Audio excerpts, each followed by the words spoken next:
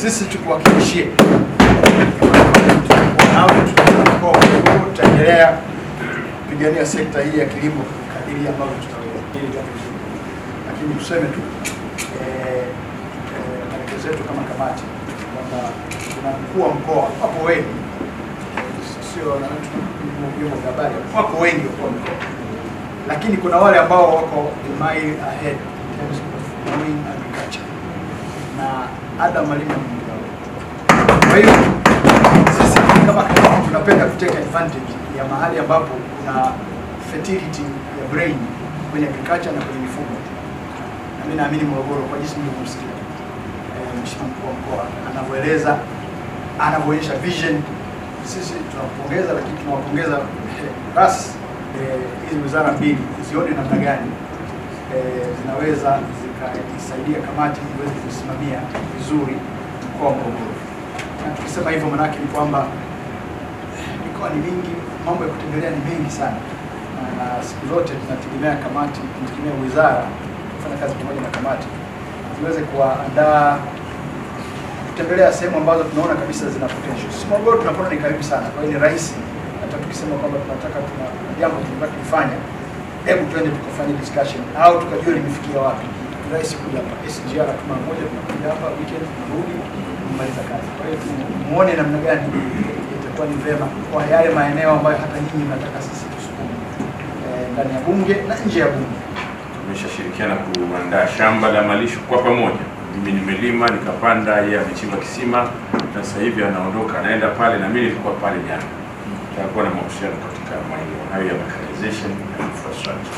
Bila infrastructure umegusa mabwawa, hasa mabwawa na maji yanayopotea.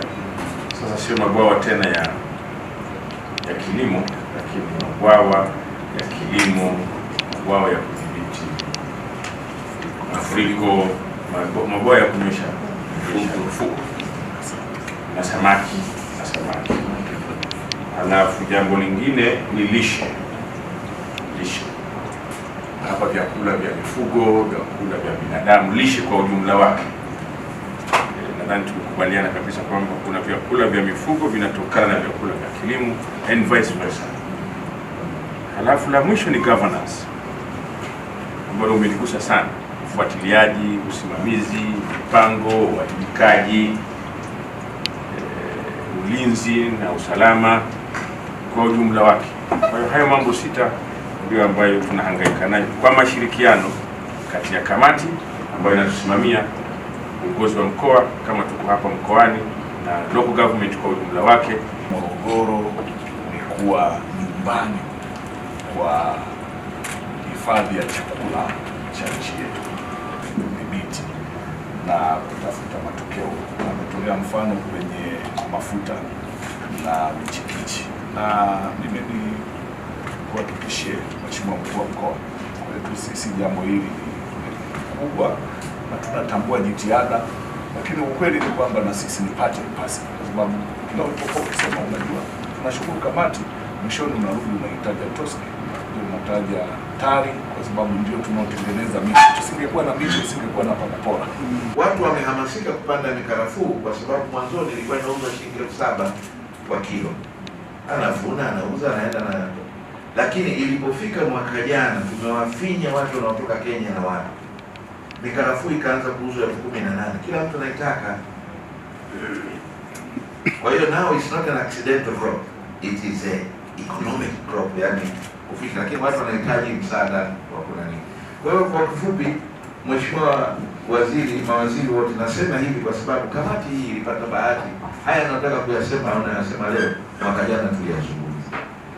Na wakati 2023 tumekaa na wizara hii ya kilimo. Sisi Morogoro tulishajipanga as a region.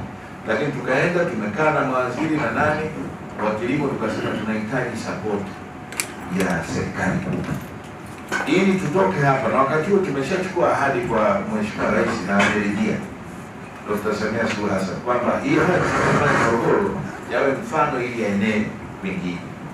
Instead of going with an attack to the whole country, tuanzie Morogoro. Na mazao tuliochagua yalikuwa karafuu, kokoa, parachichi, michikichi na kahawa. Why kahawa? kwa sababu huko juu milimani, huko milima ya watu, kuna kahawa inaota Arabica yenyewe, na ilikuwa inaota. Mapadri wa huko miaka ya 1950s walikuwa wanalima kahawa yao wenyewe. Miche hiyo mpaka leo bado ipo.